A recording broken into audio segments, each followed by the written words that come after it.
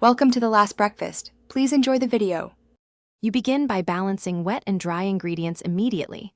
Weigh flour and liquids or use exact 1/4, 1/2 cup measures so you don't overdry the batter.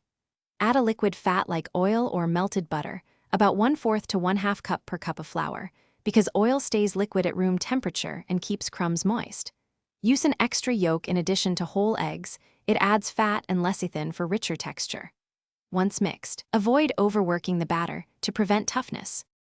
You now control texture through gentle technique and temperature. Warm your liquids to 90 to 100 degrees Fahrenheit to help fats emulsify and trap tiny air bubbles for an even crumb. Combine sugars and wet ingredients, then fold the dry into wet with slow strokes. Stir only until the last streak disappears so gluten won't overdevelop. Incorporate 2 to 4 tablespoons of sour cream or full-fat yogurt per cup of flour for extra moisture and acidity, which tenderizes the crumb as it bakes. You finish by protecting moisture during and after baking. Lower oven temperature by about 25 degrees Fahrenheit versus standard recipes to slow moisture loss and bake until a toothpick shows moist crumbs, not dryness.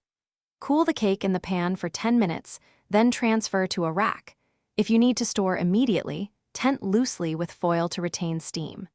If the cake turns out dry, brush each layer with a simple syrup, made 1-to-1 sugar and water, or lightly drizzle melted butter to restore tenderness. Thanks for watching. If this was helpful, leave a like and consider subscribing. See you next time.